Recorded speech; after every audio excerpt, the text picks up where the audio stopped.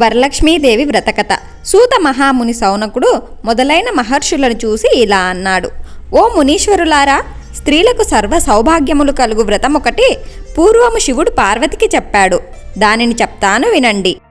ఒకరోజు కైలాస పర్వతమున శివుడు తన సింహాసనము మీద కూర్చొని ఉండగా పార్వతీదేవి ఆయనను సమీపించి, దేవా, లోకంలో స్త్రీలు ఏ వ్రతం చేస్తే సర్వ సౌభాగ్యములను పుత్ర పౌత్రాదులను కలిగి సుఖ సంతోషాలతో ఉంటారో అటువంటి వ్రతం ఏదో తెలియజేయండి అని అడుగగా పరమేశ్వరుడు ఇలా చెప్పాడు. ఓ దేవి, స్త్రీలకు పుత్ర పౌత్రాది సంపన్నులనిచ్చే వ్రతం ఒకటి ఉంది. దాని పేరు వరలక్ష్మీ వ్రతం. ఆ వ్రతమును శ్రావణ మాసంలో శుక్లపక్ష పూర్ణిమకు ముందుగా వచ్చే శుక్రవారం రోజున పార్వతీదేవి, నాదా, ఆ వరలక్ష్మీ వ్రతము ఎలా చేయాలి, ఏ దేవతను పూజించాలి, ఏ విధంగా చేయాలి, దీనిని ఎవరైనా ఇంతకుముందు చేశారా, ఆ వివరములన్నీ చెప్పండి అని అడుగగా శివుడు పార్వతీదేవిని చూసి, ఓ కాత్యాయని, వరలక్ష్మీ వ్రత విశేషాలు చెప్తాను విను. పూర్వము మగధ దేశమున కుండినమనే ఒక పట్టణం ఉంది. ఆ పట్టణము నిండా బంగారు ప్రాకారములు, బంగారు గోడలు గల ఇల్లు ఉన్నాయి.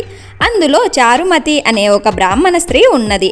ఆమె పతియే ప్రత్యక్ష దైవముగా భావించి తెల్లవారుజామునే లేచి స్నానము చేసి పతిదేవుని పువ్వులతో కొలిచి ఆ తర్వాత అత్తమామలకు అవసరమైన అనేక సేవలు చేసి ఇంటి పనులన్నీ ఓర్పుతో నేర్పుతో చేసుకుంటుంది. అందరితో ప్రియంగా మితంగా మాట్లాడుతుంది. గయ్యాలిగా కాకుండా ఇంత అనుకోగా నన్ను ఆ మహాపతివ్రతను చూసి మహాలక్ష్మికి ఆమె మీద అనుగ్రహం కలిగింది. ఒకరోజు ఆ మహా ఇల్లాలికి కలలో ప్రత్యక్షమై మహాలక్ష్మి ఇలా చెప్పింది.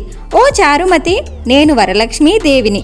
నీ నడవడిక చూసి నాకు నీ మీద అనుగ్రహం కలిగి నీకు ప్రత్యక్షమయ్యాను. శ్రావణ మాసంలో శుక్లపక్ష పూర్ణిమకు ముందుగా వచ్చే శుక్రవారం రోజు నువ్వు నన్ను పూజించితే నీకు కోరిన వరములిస్తాను. అలా ప్రత్యక్షమైన అమ్మవారిని చూసి ఎంతో మురిసిపోయిన చారుమతీదేవి కలలోనే వరలక్ష్మీదేవికి ప్రదక్షిణ నమస్కారములు చేసి, ఓ జగజ్జనని, నీ కటాక్షంబు కలిగితే జనులు ధన్యులవుతారు, విద్వాంసులవుతారు, సకల సంపన్నులవుతారు. నేను పూర్వజన్మలో చేసిన పూజా ఫలం వల్ల నీ దర్శనము నాకు కలిగింది అనగా వరలక్ష్మీదేవి సంతోషము చెందింది. ఆ వెంటనే మెలకువ వచ్చి నాలుగు వైపులా చూస్తే చారుమతికి వరలక్ష్మీదేవి కనబడలేదు. అప్పుడు ఆమెకు అర్థమైంది తాను కలగన్నానని. వెంటనే భర్తని అత్తమామల్ని లేపి చెప్పగానే వాళ్ళు కూడా చాలా సంతోషించారు. ఈ స్వప్నము చాలా ఉత్తమమైనది దేవి, ఆనతి ప్రకారం నువ్వు తప్పకుండా ఆ వ్రతము చెయ్యి అన్నారు. చారుమతి తన ఇరుగు పొరుగున ఉన్న స్త్రీలకు కూడా చెప్పింది. వాళ్ళు చారుమతి ఎంతో ఉత్కంఠతో శ్రావణ మాసం ఎప్పుడు వస్తుందా అని ఎదురు చూడసాగారు. వారు ఎంతో ఎదురు చూసిన పౌర్ణిమ ముందు శుక్రవారము రానే వచ్చింది. ఈ రోజే కదా వరలక్ష్మీదేవి చెప్పిన రోజని ఎంతో ఉత్సాహంతో చారుమతి మొదలగు స్త్రీలందరూ పూజకు సిద్ధమయ్యారు. ప్రాతకాలమే లేచి తలారా స్నానం చేసి పట్టుబట్టలను కట్టుకున్నారు. చారుమతి ఇంట్లో అందరూ చేరారు. అక్కడ ఒక ప్రదేశంలో గోమయముతో అలికారు. ఒక మండపం ఏర్పరిచారు. దాని మీద ఒక ఆసనం వేశారు. ఆసనం పైన కొత్త బియ్యము పోసి మర్రి చిగుళ్ళు, మామిడాకుల అలంకారాలతో కలశం ఏర్పరిచారు. అందులోకి వరలక్ష్మీదేవిని ఆవాహనం చేశారు. చారుమతి మొదలగు స్త్రీలంతా ఎంతో భక్తి శ్రద్ధలతో పూజ చేశారు. పద్మాసనే పద్మకరే సర్వలోకైక పూజితే నారాయణ ప్రియే దేవి సుప్రీత భవ సర్వదా అను ఈ శ్లోకంతో ధ్యానవాహనాది పూజ చేశారు. 9 సూత్రములు గల తోరణాన్ని కుడి చేతికి కట్టుకున్నారు. వరలక్ష్మీదేవికి అనేక రకములైన పిండి వంటలు చేసి నైవేద్యం పెట్టారు. దాని తర్వాత ప్రదక్షిణం చేస్తుండగా ఆ స్త్రీలందరికీ గల్లు గల్లుమని శబ్దం వినబడింది. వెంటనే తమ కాళ్ళను చూసుకుంటే గజ్జెలు మొదలైన ఆభరణములు కనిపించాయి. చారుమతి మొదలైన స్త్రీలంతా వరలక్ష్మీదేవి కృపా కటాక్షము కలిగాయని ఎంతో మురిసిపోయారు. రెండో ప్రదక్షిణం చేయగానే చేతులకు దగదగలాడే నవరత్నాలు కూడిన కంకణములు మొదలైన ఆభరణములు కనిపించాయి. ఇంకా వాళ్ళ ఆనందం ప్రత్యేకించి చెప్పేదేముంది. మూడవ ప్రదక్షిణం పూర్తి కాగానే ఆ స్త్రీలంతా సర్వభూషణాంకృతులయ్యారు. చారుమతి మొదలైన ఆ స్త్రీల ఇళ్ళన్నీ స్వర్ణమయమయ్యాయి. వాళ్ళకి రథగజ తురగ వాహనములు ప్రసాదింపబడ్డాయి. చారుమతి ఇంటి నుంచి ఆ స్త్రీలను తీసుకొని పోవడానికి వారి వారి ఇళ్ళ నుంచి గుర్రాలు, ఏనుగులు, రథాలు, బండ్లు వచ్చాయి.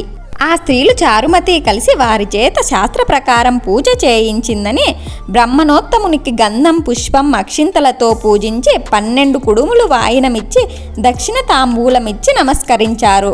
బ్రాహ్మణుడు వారిని ఆశీర్వదించారు. వరలక్ష్మీదేవికి నైవేద్యంగా పెట్టిన పిండి వంటలను బంధుమిత్రులతో తిని తమ కోసం వచ్చిన గుర్రాలు ఏనుగులు మొదలైన వాహనాలతో వారి ఇండ్లకు బయలుదేరారు. వారు త్రోవలో చారుమతి భాగ్యమును తమ భాగ్యమును ముచ్చటించుకుంటూ వెళ్లారు. లక్ష్మీదేవి తనంతట తానే స్వప్నములో వచ్చి ప్రత్యక్షమవ్వటం అంటే మాటలా? చారుమతి ఎంత అదృష్టవంతురాలు అనుకున్నారు. చారుమతికి ప్రత్యక్షమైన విధానం తమ మటుకే దాచుకొని తనకు ఒక్కతే పూజించకుండా తమ అందరికీ చెప్పి తమకి కూడా ఇంతటి సౌభాగ్యం కలుగజేసిన చారుమతి ఎంతటి పుణ్యరాలు, అలాంటి ఆమె పరిచయం కలిగి ఉండిన తామెంత భాగ్యవంతులు అని ఎంతో మురిసిపోయారు. అప్పటి నుంచి చారుమతితో సహా వారందరూ క్రమం తప్పకుండా ప్రతి సంవత్సరం ఈ పూజ చేస్తూ పుత్ర పౌత్రాభివృద్ధి కలిగి ధన కనక వస్తు వాహనములు కలిగి సుఖ సంతోషాలతో ఉన్నారు. కావున ఓ పార్వతి, ఈ ఉత్తమమైన వ్రతమును చేస్తే, అలా ఎదుటి వారికి చెప్పి చేయిస్తే సర్వ సౌభాగ్యములు కలిగి శుభముగా ఉంటారు. ఈ కథను విన్న వారికి చదివిన వారికి కూడా వరలక్ష్మి ప్రసాదము వలన సకల కార్యములు సిద్ధించును అన్నాడు పరమశివుడు. సూత మహాముని సౌనకుడు మొదలగు వారితో, మునులారా విన్నారుగా, చారుమతి ఎదుటి వారి మంచి కూడా ఎలా కోరిందో. ఎదుటి మనిషికి మంచి కలగాలని కోరుకుంటే అమ్మవారు ఇంకా ప్రసన్నురాలై మీకు కోరకుండానే మీకు మంచి చేస్తుంది అన్నారు.